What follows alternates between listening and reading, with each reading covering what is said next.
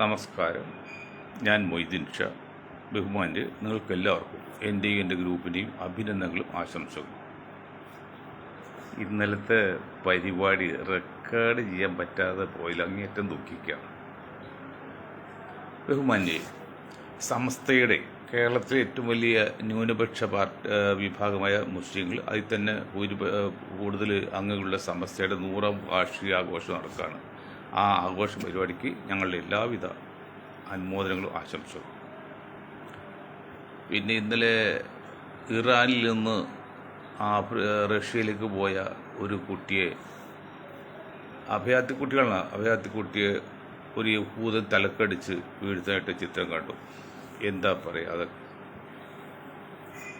ഇനിയിപ്പോൾ ലേറ്റസ്റ്റ് പറയുന്നത് നമ്മുടെ ന്യൂയോർക്ക് മേയറായി തിരഞ്ഞെടുക്കാൻ പോകുന്ന, ഇപ്പോൾ മേയറായിട്ട് സ്ഥാനാർത്ഥി ലിസ്റ്റിൽ വന്നു.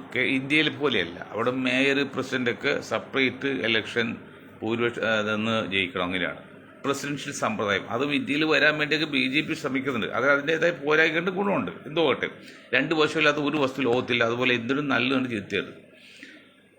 അതൊരു മുസ്ലിം നാമധാരിയായിപ്പോയി.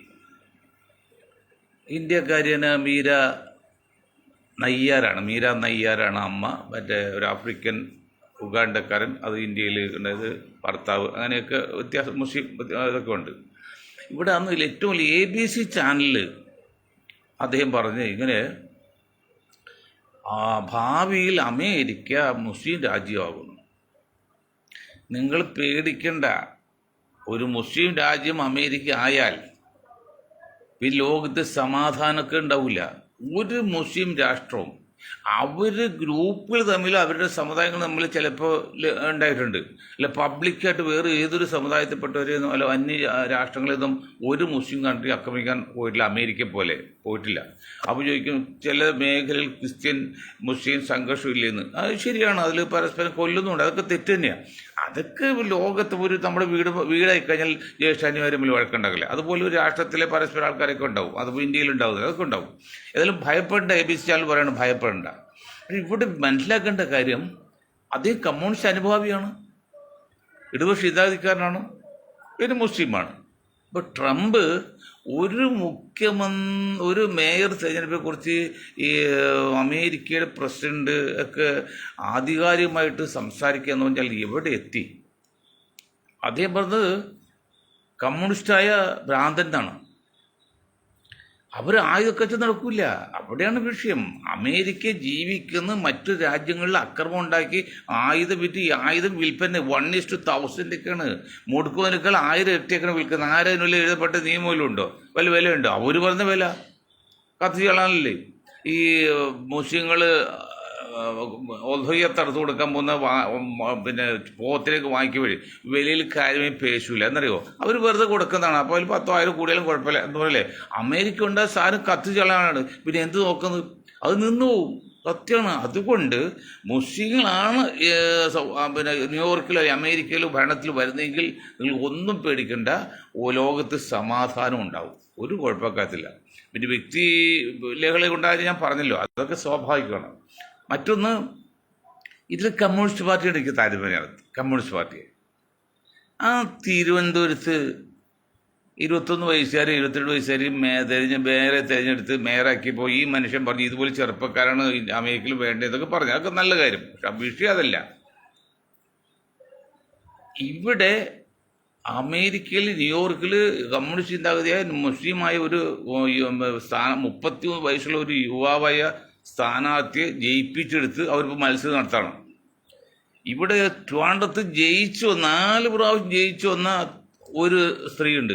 അവർക്ക് സ്ഥാനം കൊടുക്കാതെ CPM എന്ന് പറയുന്ന മഹനീയ പാർട്ടി ഇന്നലെ ജയിച്ചു വന്ന യുവതിയായ ഒരു സ്ത്രീക്ക്, യാതൊരു പരിചയ സ്ത്രീക്ക് താല്പര്യം. എന്താ കാരണം?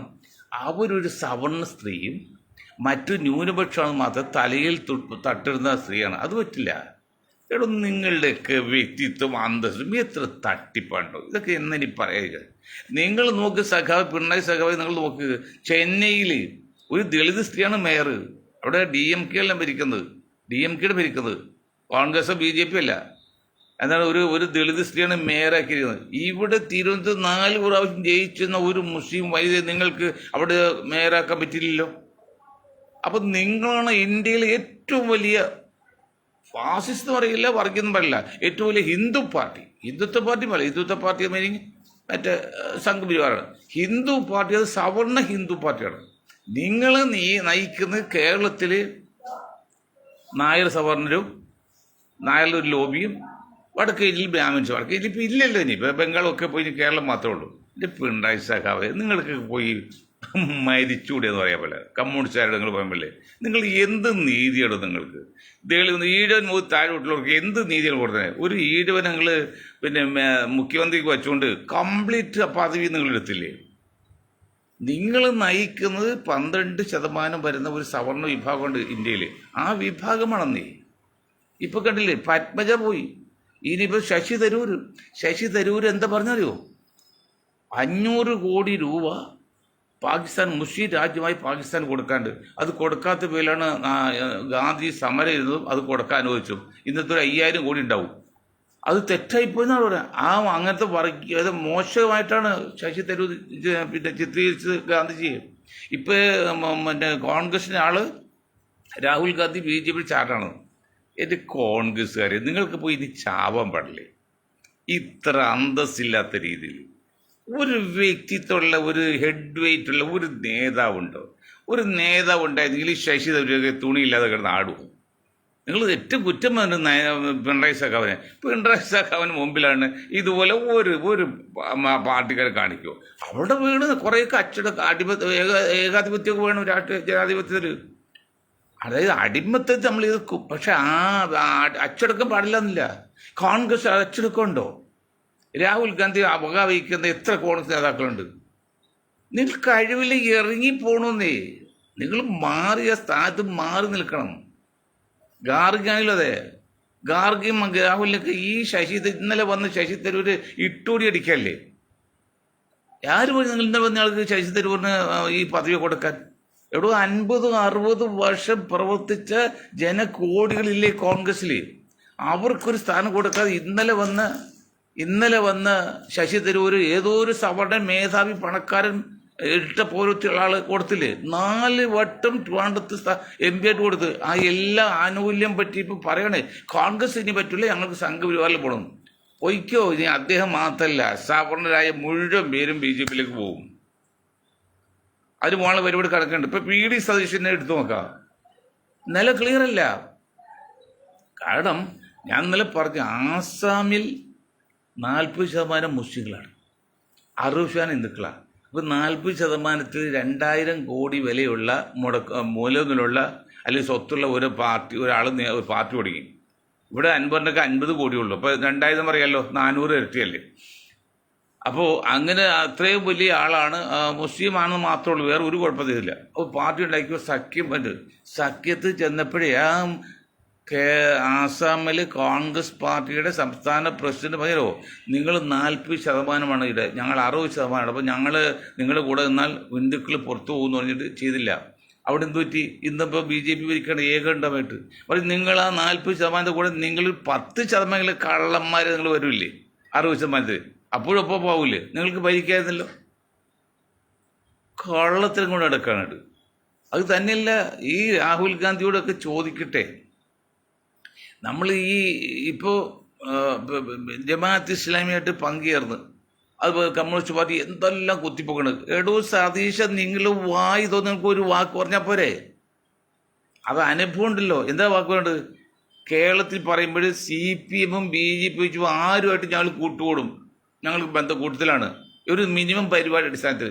അതിനകത്ത് ഞങ്ങൾ ജമാഅത്ത് ഇസ്ലാമി ആയിട്ടല്ല, ഒരു മിനിമം പരിപാടി അടിസ്ഥാനത്തിൽ BJP-യും കമ്മ്യൂണിസ്റ്റ് CPM ഒഴിച്ച് ബാക്കി CPI നിങ്ങൾ ക്ഷണിച്ചല്ലോ, അത് എല്ലാവരും മുന്നണിയിലുണ്ട് എന്ന് ഒരു വാക്ക് പ്രതിപക്ഷ നേതാവ് നിങ്ങൾ വായിൽ പഴം നൽകിയിട്ടുണ്ടോ? നിങ്ങൾക്ക് പ്രസ്ഥാനത്തെ പോലെ.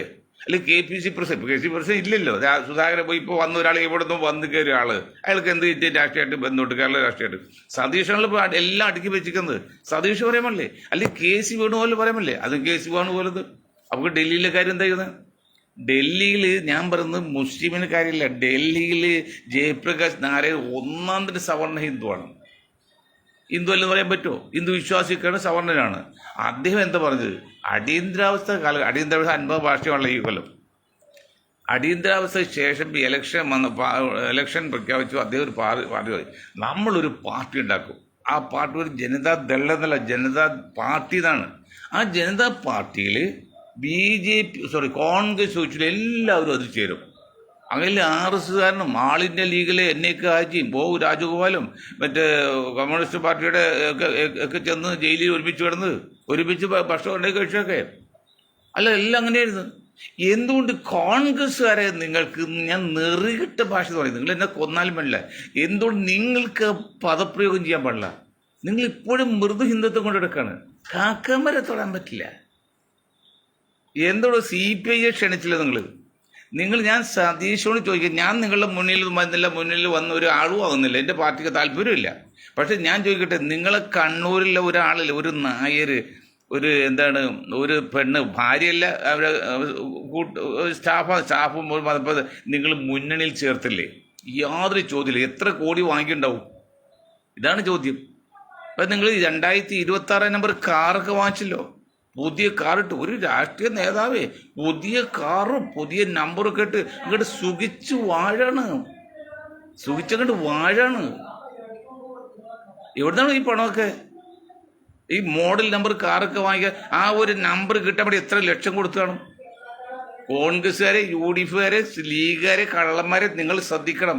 ഈ സതീശൻ 2026 നമ്പറിട്ട് കാറ് വാങ്ങിക്കുക, ആ ഒരു നമ്പർ കിട്ടാൻ വേണ്ടി എത്ര ലക്ഷം കൊടുത്തു കാണും? ആ വണ്ടിക്ക് എത്ര ലക്ഷമുണ്ട്? എവിടുന്നാണ് ഈ പണമൊക്കെ? ഞാൻ ഇത്രയും പറയാനല്ലോ. അൻവറിനെ തൊടിക്കില്ല എന്ന്. അൻവർ മോശക്കാരനായിപ്പോയി, മണ്ടനായിപ്പോയി. പറഞ്ഞില്ല, മുസ്ലിം സമൂഹത്തെ ഞാൻ ഉൾപ്പെടെ ബുദ്ധി കുറവുള്ളവരാ. അത് പിന്നോക്ക വിഭാഗം ചിന്ത പോലും പിന്നോക്കം വരും. നിങ്ങൾക്ക് അവരെ കൂടെ നിർത്താം. എന്ത് തെറ്റ് കിട്ടുക? കൂടെ നിർത്താൻ പാടില്ലല്ലോ. അപ്പോൾ നിങ്ങൾ സ്വന്തമായിട്ട് അയാൾ മാറ്റി നിർത്തി മത്സരിപ്പിച്ചു. എന്നിട്ട് നിങ്ങളുടെ പേരെടുക്കാൻ വേണ്ടി അതൊക്കെ ബുദ്ധിയാണ്, ഞാൻ കുറ്റം പറഞ്ഞില്ല. നിങ്ങൾ CPI ക്ഷണിക്കുക, മകളെപ്പോഴും കൂട്ടില്ല എന്നാണ്. അത് ചിലപ്പോൾ തട്ടിപ്പായിരിക്കട്ടോ, ഉള്ളിൽ പറഞ്ഞുകൊണ്ടായിരിക്കും നിങ്ങൾ പുറത്ത് പറഞ്ഞത്. അങ്ങനെയുള്ള അടവൊന്നും വേണ്ട. ഞാൻ നിങ്ങളുടെ ഒരു കണക്ക് കാണിക്കാം, മനസ്സിലാക്കണം. ഞാൻ ഈ സതീശനോടും മറ്റവരും പറയാൻ കാരണം അറിയോ? അടുത്ത ഇലക്ഷനിൽ കേരളത്തിൽ LDF നിലനിർത്തുക, UDF അധികാരത്തിൽ കയറ്റുക. അപ്പോൾ UDF അധികാരത്തിൽ കയറ്റിയാലേ LDF നിലനിൽക്കുള്ളൂ. അല്ലെങ്കിൽ LDF അധികാരത്തിൽ വന്നാൽ അതോടെ LDF UDF BJP ഏകണ്ഠമായിട്ട് വരും. അവിടെയാണ് കണക്കൂട്ടില്ല. അവരതിനോട് കണക്കൂട്ടുന്നുണ്ട്. അത് ആര് കണക്കൂട്ടില്ല? ലോകം മുഴുവൻ അല്ലെങ്കിൽ കേരള ഗവൺമെൻറ് എല്ലാം ഒരുമിച്ചാണ്. അതിനെതിരെ നിന്ന് വേണം നിങ്ങൾ മത്സരിക്കാൻ, നിങ്ങൾ ജയിപ്പിച്ചെടുക്കാനും. അപ്പം ഞങ്ങളുടെ ടാസ്ക് വലിയ ടാസ്ക്കാണ്, ചെറിയതൊന്നുമല്ല. അപ്പം നിങ്ങൾക്ക് അഭ്യാസം കാണിക്കുന്നത് 10,000 വോട്ട് ഭൂരിപക്ഷമാണ് വയനാട്ടിൽ കിട്ടി സതീശൻജി. കാരണം കഴിഞ്ഞ ദിവസം നിങ്ങളുടെ കോൺഗ്രസ് നേതാവ് 70,000 വോട്ട് ആ മണ്ഡലത്തിൽ ഭൂരിപക്ഷം കിട്ടിയാണ്. ഭൂരിപക്ഷം 70,000 വോട്ട്. അതിന്ന് 7-1 കുറഞ്ഞു. അത് അൻവർ അവിടെ നിന്ന് 10,000 വോട്ട് പിടിച്ചിട്ട് അല്ലെങ്കിൽ ഉറപ്പുണ്ടായതോ? അൻവർ ഇപ്പോൾ അവർ കൂടി ആയത് നിങ്ങളെ സീറ്റ് കിട്ടുമോ? ഇല്ല. എന്നിട്ട് നിങ്ങളൊരു കാര്യം മനസ്സിലാക്കണം, നിങ്ങളെ ജയിപ്പിച്ചെടുക്കാൻ ഒരുപടി പാട് ഞങ്ങൾ പെടണം, എങ്കിലേ UDF ജയിപ്പിക്കുള്ളൂ. അത് നിങ്ങളോട് സ്നേഹം കൊണ്ടോ അല്ലെങ്കിൽ UDF സ്നേഹം കൊണ്ടല്ല, അത് ദീർഘമായൊരു കാഴ്ചപ്പാടാണ്. അല്ലെങ്കിൽ LDFയോട് പ്രത്യേക സ്നേഹം ഉണ്ടായിട്ടോ LDFയോട് വെറുപ്പുണ്ടായിട്ടില്ല. LDF നിലനിൽക്കണം, അതല്ലെങ്കിൽ അത് നാടിന് ആവശ്യമാണ്. UDF ഇത്തവണ ജയിച്ചാലേ LDF നിലനിൽക്കുള്ളൂ. അതൊക്കെ കണ്ടുകൊടുക്കും. ഞങ്ങൾ ഒരുപടി ഞങ്ങൾ ഒരു മൊയ്തീൻ ഷായല്ല, വേറെ ഗ്രൂപ്പുണ്ട്. പെടുമ്പോൾ നിങ്ങൾ ഓരോന്ന് കാണിക്കുകയാണ്. ഞാൻ നിങ്ങളൊരു കണക്ക് പറയാം, സതീഷ് ഉൾപ്പെടുന്ന് കേട്ടു നോക്ക്. എന്താണ് കണക്ക്? ഞാൻ പണ്ട് പറഞ്ഞില്ലേ, ഇത് പറയും. കേരളത്തിൽ ഈഴവ വിഭാഗം 23% അറിയാലോ. അതിൽ 19% പോകുന്നതും കമ്മ്യൂണിസ്റ്റ് പാർട്ടിക്കാണ്. അതിൽ 2% UDFന് കിട്ടുന്നത്, 2% NDAക്കും പോകും. പിന്നെ ഉള്ള ക്രിസ്ത്യാനി 16% ഉണ്ട്. അതിൽ 4% ഏതാണ്ട് CPMന് പോകും. 9% കോൺഗ്രസ് കിട്ടുന്നത്. അത് ഞാൻ കൂടിയ കണക്കാണ്. ഞാൻ നാളെ പറഞ്ഞത് 5%. കാരണം 6% ദളിത് ക്രിസ്ത്യാനിക്ക് പ്രത്യേക പോളിസിയില്ല. എങ്കിൽ മൊത്തം ജനസംഖ്യ വരുമ്പോൾ അങ്ങനെ 9%. 3% NDAക്കും പോകും. നായർ 9% 10 കുട്ടിയെ 10%, 1.5% മാക്സ്. 1% കിട്ടുള്ളൂ. 1.5% കിട്ടാൻ പോകുന്ന UDF ഈ സതീശൻ്റെ പാർട്ടിക്ക് കിട്ടുന്നത്. അതായത് 110 വോട്ട് ചെയ്യുമ്പോൾ ഒരു വോട്ട് UDFന് കിട്ടുള്ളൂ. ഇതിൽ നിന്നാണ് സതീശനൊക്കെ മുഖ്യമന്ത്രി ആകുന്നത്. ആയിക്കോട്ടെ, പറഞ്ഞു കഴിഞ്ഞു. ബാക്കി 1.5% ആർക്ക്? LDFനും. ബാക്കി 7%. അതായത് ആകെ 70%, മൊത്തം 7% പോകുന്നു BJPക്ക്. അല്ലെങ്കിൽ BJPക്ക് 19% എങ്ങനെ വരുന്നു? ആ കണക്ക് ഞാൻ പറഞ്ഞിട്ടുണ്ട്. മറ്റൊന്ന് ദളിതാണ്. ദളിതിന് 10%, അതിൽ ഒരു 6% LDFനും, 2% UDFനും NDAക്കും. പിന്നെ അതേ ഈ ദീവരെയൊക്കെ ഉൾപ്പെടെ ഒരു 3% കാണും. അതിൽ ഓരോ ശതമാനം വീതം പോകും. പിന്നെ ഉള്ളത് മുസ്ലിങ്ങളാണ്. അതിന് 38% ജനസംഖ്യയിൽ. ആ 30%-ൽ 3% LDF ഇത്തവണ പോവുള്ളൂ. ബാക്കി 35% വോട്ട് കിട്ടുന്ന UDFനാണ്. BJPക്ക് ഒറ്റ വോട്ട് കിട്ടില്ല, 100 വോട്ടുകൾ കിട്ടില്ല. അപ്പോൾ ഏതാണ്ട് മൊത്തം ജനസംഖ്യ 100%, 35% LDF, 50% പിന്നെ കോൺഗ്രസ്, 15% BJP. ഇങ്ങനെ റേഷ്യോ പോകുന്നു. അപ്പോൾ എന്ന് പറഞ്ഞാൽ BJP ഒരു 4-5% വോട്ട് പിടിക്കുകയും LDF 4-5% വോട്ട് പിടിക്കാൽ ഈ 15%-ൻ്റെ വേരിയേഷൻ ഉണ്ടല്ലോ, തുല്യവും. അങ്ങനെ വരുമ്പോൾ കേരളത്തിൽ വരുന്ന തൂക്ക് മന്ത്രിസഭയായിരിക്കും അടുത്ത അസംബ്ലിയിൽ. അല്ല, ഏകപക്ഷ 110 സീറ്റ് കിട്ടാൻ ഒരു സാധ്യം കാണുന്നില്ല. അത് തന്നെയല്ല, ഇനിയുള്ള ഒരു വർഷക്കാലം സംഘ് പരിവാറായിട്ട് CPM ഇന്നലെ ഇപ്പോൾ യൂണിവേഴ്സിറ്റി കോളേജിൽ തുടങ്ങി അടി തുടങ്ങാണ്. അത് പറഞ്ഞുകൊണ്ടാണ്. അടി തുടങ്ങുമ്പോൾ എന്താ അറിയോ? ഇന്നലെ പറഞ്ഞില്ലേ, അപ്പോൾ അമേരിക്ക വന്ന് ഇറാനിൽ ബോംബ് ഇട്ടപ്പോഴും മുന്നറിയിപ്പ് കൊടുത്തിട്ടാണ് അവന് സാധനമൊക്കെ മാറ്റി. അപ്പോൾ ഇറാൻ കൊണ്ട് ഖത്തറിൽ ഇട്ടും മുന്നറിയിപ്പ് കൊടുത്തിട്ട് അവരൊക്കെ മാറ്റി. അതുപോലെ ഇനി മാർക്സിസ്റ്റ് പാർട്ടി RS ധാരണത്ത് ഇലക്ഷൻ വരാണ്, ഞങ്ങൾക്ക് പിടിച്ചെടുക്കാൻ പറ്റില്ല, അതുകൊണ്ട് നിങ്ങൾ പരമാവധി ഞങ്ങൾ എതിർക്കും, പലർക്ക് ഇങ്ങോട്ടും അടിച്ച് നമുക്ക് അങ്ങോട്ടും അടിക്കാം, പരസ്പരം ഒരു കൊണ്ടും കൊടുത്ത് അങ്ങനെ ന്യൂനപക്ഷങ്ങൾ തൃപ്തിപ്പെടുത്താൻ ചെയ്യും. അങ്ങനെ ചെയ്യാനൊന്നും മടിക്കൂലാത്തതാണ് CPM സംവിധാനമുണ്ട്. അങ്ങനെ വരുമ്പോൾ ഞാൻ ഈ 3% എന്ന് പറഞ്ഞാണല്ലോ മുസ്ലിങ്ങൾ, അത് ചിലപ്പോൾ ഒരു 7%, 5% വന്നേ അതും തീർന്നു. അങ്ങനെ വന്നാൽ നിങ്ങൾ പോകും. ഇത് കൈ ഇങ്ങനെ കാണിച്ചാലും ഹാർട്ട് നിൽക്കുന്നവരമ്പലാണ്. നിങ്ങളാണ് എല്ലാം തികഞ്ഞു മട്ട് വലിയ ആർഭാടം ചെയ്തത്. അതൊന്നും അങ്ങനെ ആഹ്ലാദിക്കാത്ത വഴിയില്ല. പരമാവധി ശ്രമിച്ച് ഈ 38% വരുന്ന മുസ്ലിം സമുദായത്തിന് മാന്യമായ ഒരു 35% വരുന്നവർക്ക് മാന്യമായ ഒരു അംഗീകാരം കൊടുത്ത് അഭ്യാസമൊക്കെ മാറ്റിവെച്ച് മുന്നോട്ട് പോയി മാത്രമേ ഭരണം കിട്ടുള്ളൂ. ഇനി അങ്ങനെയല്ല, ഭരണം ഇത്തവണയും കൂടി LDF കിട്ടാൻ വേണ്ടിയുള്ള കരുക്കൾ നീക്കുകയാണെങ്കിൽ അപ്പം പിന്നെ ഏകപക്ഷമായിട്ട് BJP വരും. അപ്പം നിങ്ങൾക്കൊക്കെ മുഖ്യമന്ത്രി ആകാം. അങ്ങനെ വല്ല കണക്കൂടലുണ്ടെങ്കിൽ സതീശൻജി, രമേശ്ജി, നിങ്ങളൊരു കാര്യം ചെയ്യണം, ചതിക്കരുത്. അങ്ങനെ ഇപ്പോഴേ പറഞ്ഞു പോയിക്കോളും, ഗുഡ് ബൈ പറഞ്ഞു പോയിക്കോളും. അപ്പോൾ ശശി തരൂർ ഏതാണ്ട് പോകാൻ തീരുമാനിച്ചു. ഇത് ഒരു കാര്യം പറയും, ഏതാണ്ട് 12% വരുന്ന, അല്ലെങ്കിൽ കേരളത്തിൽ 10% വരുന്ന സവർണ വിഭാഗത്തിൽ ഒരു 90% BJPക്ക് പോവും. അതങ്ങനെ കിടപ്പതാണ്. ഇവിടെ സവർണ വിഭാഗത്തിൻ്റെ സംരക്ഷകരായിട്ടാണ് RS സ്റ്റേറ്റ്. അവരൊരു സ്വകാര്യ പട്ടാളാണത്.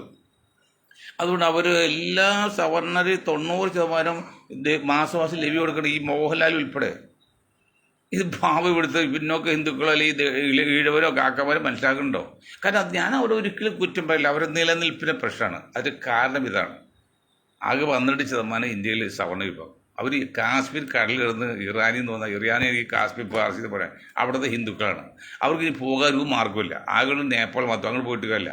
അവർക്ക് ഇവിടെ തന്നെ പിടിച്ചു നിൽക്കണം. ഇവിടെ വാസ്തവം പറഞ്ഞാൽ ഇവിടെ ദളിതിനേക്കാളും മുസ്ലിങ്ങളെക്കാളും ക്രിസ്ത്യാനികളൊക്കെ ഭയപ്പെടുന്ന വാസ്തവത്തിൽ ഈ സവർണ വിഭാഗം. അവർ ബുദ്ധിയുള്ളവർ, അവർ ചിന്തിക്കുന്നുണ്ട്. ഒരു കണക്കൊന്ന് തെറ്റിക്കഴിഞ്ഞാൽ പിന്നെ ഈ 88% ഒരുമിച്ച് മൂത്രവെച്ചാൽ പോകാറുള്ളൂ ഇവിടുത്തെ സവർണ വിഭാഗം. ആ വിഭാഗത്ത് അവർ നിലനിൽപ്പ് വളരെ ശ്രദ്ധിക്കണം. അവർ ഞാൻ ഒരിക്കലും കുറ്റം പറയില്ല. അവർ ചെയ്ത് ബുദ്ധിയാണ്, മറ്റുള്ളവർക്ക് ബുദ്ധിയില്ല. അപ്പം അങ്ങനെ വരുമ്പോൾ അവർക്ക് ആ സംഘപരിവാരമായിട്ട് ബന്ധപ്പെട്ട് പോകും. അത് ഈ സതീഷിനൊക്കെ അത് പെടും. കോൺഗ്രസ്സായിട്ട് കാര്യമില്ല. കോൺഗ്രസിൻ്റെ ഈ മൃദു ഹിന്ദുത്വം ഉണ്ടല്ലോ, അതങ്ങോട്ട് കളഞ്ഞെങ്കിൽ മാത്രമേ നിങ്ങൾക്ക് രക്ഷാൻ പറ്റുള്ളൂ. അതായത് ഉപ്പുള്ളപ്പോൾ ഉപ്പിലിട്ട് പറ്റുമോ? അല്ലെങ്കിൽ നിങ്ങൾക്ക് BJPയിലൊക്കെ സംഘപരിവാരത്തിൽ പോകാമെന്നേ, ഒരു കുഴപ്പമില്ല. അപ്പോൾ അച്ഛൻ്റെ മടിയിൽ നിന്ന് അമ്മയുടെ മുല പിടിക്കാൻ നിങ്ങൾ ശ്രമിക്കരുത്. കേവലം ഒരു പഞ്ചായത്ത് മെമ്പറോ അല്ലെങ്കിൽ ഒരു MPയോ അല്ലെങ്കിൽ MLA ഒന്നും ആകാൻ എനിക്കാകെയുള്ള എൻ്റെ പാർട്ടി കുറവാണ്, അതാണ്. പക്ഷെ ഞങ്ങൾ പറയുന്നത് നീതിക്ക് വേണ്ടിയാണ്. സാമൂഹ്യ നീതി ഈ സമുദായത്തിന് വേണ്ടിയാണ്, എല്ലാ സമുദായങ്ങൾക്കും വേണ്ടിയാണ്. എല്ലാവർക്കും നീതി വേണം, അതാണ് ചെയ്യുന്നത്. അപ്പോൾ സതീശൻ കുറച്ചുകൂടി ശ്രദ്ധിക്കണം. കുറച്ചുകൂടി ലക്ഷറി ആഡംബരം ചെയ്ത് നിങ്ങൾ ഈ ഇലക്ഷൻ വന്നില്ല, ജനങ്ങൾ കയ്യിലെ വോട്ടെടുക്കുക, നിങ്ങൾ ആ നമ്പർ ഇട്ട് നിങ്ങൾ പ്രചരണം കാണിക്കണല്ലേ? 2025 ഞാൻ മുഖ്യമന്ത്രിയാണ് എന്നുള്ള രീതിയിലാണ് കാണിക്കുന്നത്. നിങ്ങൾ അതിന് കണ്ണടിച്ച് ഇട്ടാക്കരുത്. നിങ്ങൾ മേജർ എന്നാണ്, നിങ്ങൾ ഇതാണെങ്കിൽ മറ്റ് രമേശ് മേജറാണ്. അതൊന്നും പറഞ്ഞാലും ആൾക്കാർക്ക് മനസ്സിലാവും സാർ. ആൾക്കാർ ബുദ്ധിഭാഷ, പ്രത്യേകിച്ച് കേരളത്തിലെ മുസ്ലിം സമുദായം. നിങ്ങൾ മുസ്ലിം ലീഗ് നിങ്ങൾ കാര്യമുള്ളൂ, അല്ലെങ്കിൽ ഈ വർഗീയ തീവ്രവാദികൾ കാര്യമുള്ളൂ. തീവ്രവാദി മുസ്ലിം ലീഗും അല്ലാത്ത മുസ്ലിം ലീഗ് മണ്ടന്മാരാണല്ലോ. അല്ലെങ്കിൽ 40% മുസ്ലിങ്ങളുടെ കേരളത്തിലെ പേര് മാറ്റിയെങ്കിൽ അവർക്ക് ഏകഘട്ടമായിട്ട് മുഖ്യമന്ത്രി സ്ഥാനം എടുക്കാം. അവർ കൊടുക്കും മറ്റുള്ളവർക്ക്. ഇതിപ്പോഴും കോൺഗ്രസിന്റെ ഓച്ചാച്ച് നിന്ന് ഒരു ഉപമുഖ്യമന്ത്രി അങ്ങനെ ഓച്ചാച്ച് വാങ്ങിക്കുകയാണ്. മുസ്ലിം സമുദായത്തിൽ കിട്ടേണ്ട ആനുകൂല്യങ്ങൾ മുഴുവനും നക്കാപ്പിച്ച് വാങ്ങി മറ്റിവിടുത്തെ UDF കൊടുക്കണം അവർ. എന്നിട്ട് കോൺഗ്രസ്സുകാർ ഗ്രൂപ്പ് ഉണ്ടാക്കി അന്ന് ആന്റണിയും കരുണാറും ഇപ്പോൾ രമേശും ആന്റണിയും ഇപ്പോൾ സതീഷും മറ്റൊരു പങ്കിട്ടെടുക്കുകയാണ്. കിട്ടേണ്ട മുസ്ലിങ്ങൾ കിട്ടേണ്ട അവകാശമാണ്. അതുകൊണ്ട് 38% വരുന്ന മുസ്ലിങ്ങൾ UDF വോട്ട് ചെയ്യുമ്പോഴേ നിങ്ങൾ മുഖ്യമന്ത്രി ആയാൽ അത് നിങ്ങൾക്ക് മുസ്ലിം സമുദായം ചെയ്യുന്ന ഔദാര്യമായിട്ട് കണക്കാണ്, അവകാശമായിട്ട് കണക്കാക്കരുത്. അതുകൊണ്ട് അഹങ്കാരമൊന്നും വേണ്ട. നിങ്ങൾ കുറച്ചുകൂടിയൊക്കെ ക്ഷമയുടെ, നിങ്ങൾ ഉമ്മൻചാണ്ടി കണ്ടല്ലോ, ആൾ വേദനായിരുന്നു. പക്ഷെ എങ്കിലും അഹങ്കാരം പുറത്ത് കാണിക്കില്ല. കരുണാകരനും അഹങ്കാരം കാണിക്കില്ല. അല്പം പിന്നെ ദാഷ്ട്യമുണ്ട്, അത് പിണറായിക്കൊള്ളൂല്ലേ, അഹങ്കാരമില്ല. പക്ഷെ നിങ്ങൾ പല സ്ഥലത്തും കാണിക്കുന്ന അഹങ്കാരമാണ്. ഏറ്റവും ഉദാഹരണം നിങ്ങൾ മാത്രമാണ് ബുദ്ധിമാനുള്ളത് അല്ലെന്നേ. ആ കോട്ടയത്ത് പത്രസമ്മേളനത്തിൽ നിങ്ങൾ ആ മേക്സിൽ പിടിച്ച് ഒരു 3ാം ക്ലാസ്സിൽ പഠിക്കാണ്ട് കുട്ടികൾ ഉണ്ടാക്കുമോ? സുധാകരനൊരു KPCCയുടെ പ്രസിഡന്റ്. എടോ, ഞാൻ 16 വർഷക്കാലം രാഷ്ട്രീയത്തിൽ നടന്ന് എല്ലാം നശിപ്പിച്ച ആളാ. ലാസ്റ്റ് കണ്ണീശ്വരി പറയാണ്, ഈ KPCCയുടെ പ്രസിഡന്റ് നമ്പർ 1 കേരളത്തിൽ, പ്രതിപക്ഷ നേതാവ് നമ്പർ 1. ഈ രണ്ടുപേരും പത്രസമ്മേളനം നടത്തിയപ്പോൾ മേക്ക് വേണ്ടി മത്സരിക്കുകയാണ്. നാണക്കേട് വരെ ഉണ്ടോ? ഇപ്പൊ 10,000 വോട്ട് കിട്ടിയപ്പോൾ എൻ്റെ എല്ലാ 110 സീറ്റും കോൺഗ്രസ് കിട്ടും എന്നുള്ള രാജ്യം നിൽക്കാണ്ട് ഒരു കിട്ടാനും പോകുന്നില്ല. ഭരണം കിട്ടുന്നത് യാതൊരു ഉറപ്പുമില്ല.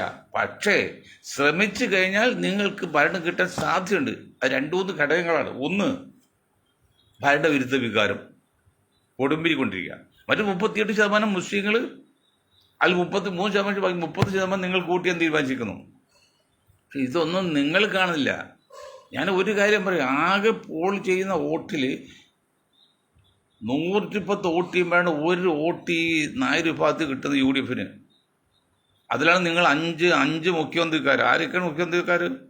സതീശൻ, മുരളീധരൻ, രമേശ്, KC വേണുഗോപാൽ, ഇപ്പോൾ ശശി തരൂർ. ശശി ഇപ്പോൾ ഏതാണ്ട് പുറത്തു നട്ടായി.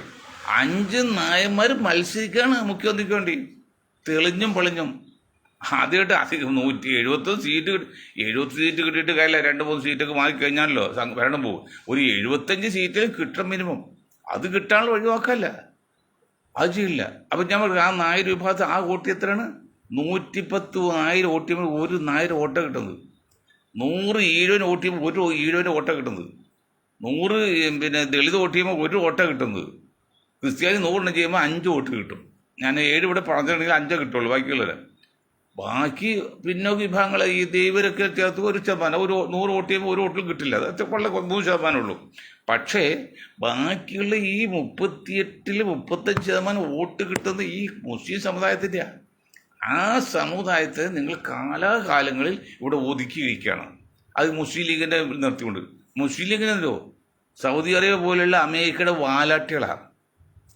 ഈ അൻവർ ഇറാനെ പോലെയുള്ള അഹങ്കാരിയല്ല, പിന്നെ അഭിപ്രായമുള്ള ആളായിരുന്നു. പക്ഷെ പുള്ളിക്ക് നയമില്ലാതെ പോയി. നയം ഉണ്ടെങ്കിൽ ഒരു മുന്നിൽ നിൽക്കുമ്പോൾ മുന്നണിയായിട്ട് ധാരണ എത്തണം. മുന്നണി നേതാക്കളെ ബോധിക്കണം. ഞാനിപ്പോൾ മുന്നണിയിൽ നിൽക്കുകയാണ്, UDF ചേരാൻ പരിപാടിയാണ് നിൽക്കുകയാണെങ്കിൽ ഒരു കാരണവശാലും സതീശനെ ബോർഡ് ഇത് പറയാൻ പാടില്ല. തെറ്റാണ്, അത് എനിക്കറിയാം. പക്ഷെ നമുക്ക് ആഗ്രഹമില്ല. നമുക്ക് സത്യം ചെയ്യിക്കണം. സതീഷ് ഉൾപ്പെടെ UDF അധികാരത്തിൽ കയറുന്നത് തന്നെ നമ്മുടെ ആഗ്രഹം. വേറെ യാതൊരു വിരുദ്ധമില്ല. പക്ഷെ അത് മോശമായിട്ട് ചെയ്താൽ നമുക്ക് എന്ത് ചെയ്യാൻ പറ്റും? അൻവറിനെ നിങ്ങൾ കൂട്ടുകയില്ലേ? ഇപ്പം നിങ്ങൾ നിർത്തൂല എന്ന് പറയുമെങ്കിൽ നിങ്ങൾ ഉള്ളാലോ സഖ്യമുണ്ടെന്നാണ് പറയുന്നത്. ഞങ്ങൾക്കും അറിയാം, അന്ന് രാത്രി പിന്നെ രാഹുലിനെ വിട്ടത് നിങ്ങൾ തമ്മിൽ അഡ്ജസ്റ്റ്മെൻറ്റൊക്കെയാണ്. പക്ഷേ എങ്കിലും പബ്ലിക് കൂടി അറിയണ്ടേ നിങ്ങൾ അഡ്ജസ്റ്റ് ചെയ്യേണ്ടത്. രാഹുലിൻ്റെ പിന്നെ അൻവറിൻ്റെ തെറ്റ് തന്നെ 100% തെറ്റാണ്. കാരണം എനിക്ക് ആഭ്യന്തരമന്ത്രിയോടും മറ്റോടും മറിച്ചോടൊക്കെ പറയുന്നത് മണ്ടനായിട്ടാണ്, അല്ലെങ്കിൽ നിൽക്കില്ല. ഇപ്പോൾ എന്തു പറ്റി? ഇപ്പോൾ ലേറ്റസ്റ്റ് പറയുന്നത് അൻവറിനെ മുന്നിൽ ചേർക്കാതിൻ്റെ കാരണം അൻവർ സംഘവിരുദ്ധ പരിപാടിയിൽ മുന്നിട്ട് നിൽക്കുന്ന ആളാണ്. ഇവിടെ ലീഗുകാർ പോലും സംഘവിരുദ്ധം പറയണില്ല, കോൺഗ്രസ് സംഘവിരുദ്ധം പറയണില്ല, ബാക്കി ആരും പറഞ്ഞില്ല, കമ്മ്യൂണിസ്റ്റ് പറഞ്ഞില്ല. കമ്മ്യൂണിസ്റ്റ് അവരും സഖ്യമാണല്ലോ. പക്ഷെ പറഞ്ഞ ആൾ പേരെടുത്ത് സംഘവിവാദം ഉപയോഗിച്ച ഒരാളെന്ന് കേരളത്തിലുള്ളിൽ തന്നെ പറയാം. അത് മൊയ്തീൻ ഷാ ഞാൻ അങ്ങനെ വിമർശിക്കാറില്ല, കാരണം ഞാനൊക്കെ വെറും പുഴുവല്ലേ. അതുകൊണ്ട് അത് മൊയ്തീൻ ഷാ പറഞ്ഞ പോലെയല്ല, അയാൾ കാര്യമായിട്ട് പറഞ്ഞു പേരെടുത്ത്. അതുകൊണ്ട് സംഘപരിവാർ എന്ന് പറയുമോ, എന്ത് കാരണവശാൽ അൻവർ നിങ്ങൾ ചേർക്കരുത്, മുന്നിൽ നിർത്തരുത്, ഒതുക്കി കളയണം. നിങ്ങൾക്ക് ആ വരുന്ന ക്ഷീണം വരുന്ന 10,000 വോട്ട് ഞങ്ങൾ തന്നേക്കാം, അല്ലെങ്കിൽ 20,000 വോട്ട് അവിടെ കിട്ടിയതല്ലേ എന്ന് സുരേന്ദ്രൻ വെച്ചാൽ. അതിപ്പോൾ 8 കുറഞ്ഞപ്പോൾ ബാക്കി 12,000 വോട്ട് പോട്ടെ, 18 8 പോയി 16,000 വോട്ട് ഇവിടെ പോയി BJPയുടെ.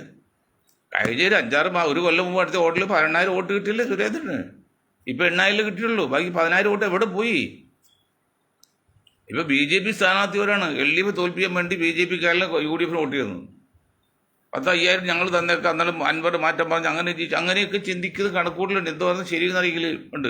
അപ്പോൾ ഈ അഭ്യാസങ്ങളൊക്കെ എല്ലാവർക്കും അറിയാം. അതുകൊണ്ട് 38-35% വോട്ട് നിങ്ങൾക്ക് ചെയ്യുന്ന മുസ്ലിം സമുദായത്തിൽ നിങ്ങൾ കാര്യമായിട്ട് പരിഗണിക്കണം. ഞാൻ ഇന്നലെ ഒരു കാര്യം പറഞ്ഞത്, ഇന്നലെ ചാനൽ റെക്കോർഡ് ചെയ്യാൻ പറ്റില്ല. അത് നിങ്ങൾ 10 സമ്മേളനം നടത്തിയപ്പോഴല്ലോ, ഒരു സൈഡിൽ അബീഗഡ്, മറ്റു സൈഡിൽ അങ്കമാലി MLA, അതൊന്നും തെറ്റില്ല. കരപ്പുറത്ത് ആലുവിൽ MLA ഉണ്ടായിരുന്നല്ലോ, അതിൽ പ്രാസമൊപ്പിക്കുന്നുണ്ട്. ഒരു നായരുന്ന്, ഹിന്ദു ഇരുന്ന്, ഒരു ക്രിസ്ത്യാനി ഇരുന്ന്, ഒരു മുസ്ലിം ഇരുന്ന്. നിങ്ങൾ എന്ത് കാര്യം പറയുമ്പോൾ ഈ 40% മുസ്ലിങ്ങൾ നിങ്ങൾ അവോയ്ഡ് എന്താണ്? നിങ്ങൾ കുഞ്ഞാക്കാനെയും തങ്ങളെയും കണ്ടുകൊണ്ട് നിങ്ങൾ ഭരണം പിടിക്കാൻ ജയിക്കണോ? കുഞ്ഞാക്കും തങ്ങൾക്കും ആകെയുള്ള മുസ്ലിങ്ങൾ 3 മാത്രമേ ഉള്ളൂ.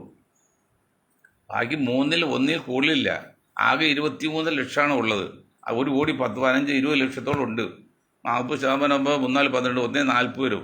1, 40 പോട്ടെ, 40, 1, 30 കിട്ടും. 1, 30 ഉണ്ടെന്ന് വെച്ചോ, 30. ബാക്കി 1 കോടി പുറത്ത് കിടക്കാടോ സതീശൻജി. അതിൽ കേവലം വെറും 3%, 4% LDF ഉള്ളൂ. 10% ഉണ്ടായത് ഇപ്പോൾ ഈ LDF RS സഖ്യമായിട്ട് മാറിപ്പോയി. എന്നിട്ട് നിങ്ങൾ ഈ 1 കോടി പുറത്ത് കിടക്കുമ്പോൾ അവരുടെ വികാരമാണെങ്കിലോ, ആ 1 കോടി ഉണ്ടല്ലോ, ഈ സമസ്ത സുന്നിയെ പോലെ വലക്കെട്ട് കെട്ടി കിടക്കുന്ന മണ്ടന്മാരല്ല, അല്ലെങ്കിൽ ലീഗിനെ പോലെ മണ്ടന്മാരല്ല. ആ 1 കോടി വിദ്യാസമ്പന്നരും അഭ്യസ്ത വിദ്യരും ബുദ്ധിജീവികളാണ്. അവർക്ക് പ്രത്യേക ഒരു താല്പര്യമില്ല. അവർക്കുള്ള ഒരേ ഒരു താല്പര്യം ജനങ്ങൾക്കെല്ലാം തുല്യനീതി വേണം. അതുപോലെ ന്യൂയോർക്കിൽ ഒരു മുസ്ലിം ഭരണം അമേരിക്ക വരാണെങ്കിൽ ലോകത്ത് നീതി വേണം, സമാധാനം ഉണ്ടാവും, ഒരു യുദ്ധം ഉണ്ടാവില്ല. തന്നെ ഉറപ്പ് കൊടുക്കാം. അങ്ങനെയുള്ളപ്പോൾ 1 കോടിയോളം മുസ്ലിങ്ങൾ പുറത്ത് നിൽക്കുമ്പോൾ അവർ നിങ്ങൾ മറ്റുള്ളവരെ പരിഗണിക്കും പോലെ അല്ലെങ്കിലും ഒരു 90% പരിഗണിക്കണം. എല്ലാം നിലക്കും A to Z. അതല്ലാതെ തങ്ങളെ കൂട്ടുപിടിച്ച് കുഞ്ഞാക്കാതെ മുന്നിൽ നിർത്തിക്കൊണ്ട്, കുഞ്ഞാക്ക് എപ്പോഴെങ്കിലും ഇപ്പോൾ LDFിൽ പോവാ, സാധയിൽ പോവാ, എടുത്തുകൊണ്ട് നിങ്ങൾ അധികാരം കിടക്കില്ല. മറിച്ച് നിങ്ങൾ ശ്രദ്ധിക്കേണ്ടത്, ഞാൻ വോട്ട് കണക്ക് പറഞ്ഞു, വോട്ടിൻ്റെ പാറ്റേൺ പറഞ്ഞു, വോട്ടിൻ്റെ ശതമാനം പറഞ്ഞു. അവരുടെ 1 കോടി പുറത്ത് കിടപ്പുണ്ട്, അവർ കയ്യിലെടുക്കണം എന്ന് പറഞ്ഞുകൊണ്ട് ഞാൻ എൻ്റെ വാക്ക് നിർത്താൻ നിങ്ങൾക്ക് ഒരായി നന്ദി ചെയ്യുന്നുണ്ട്.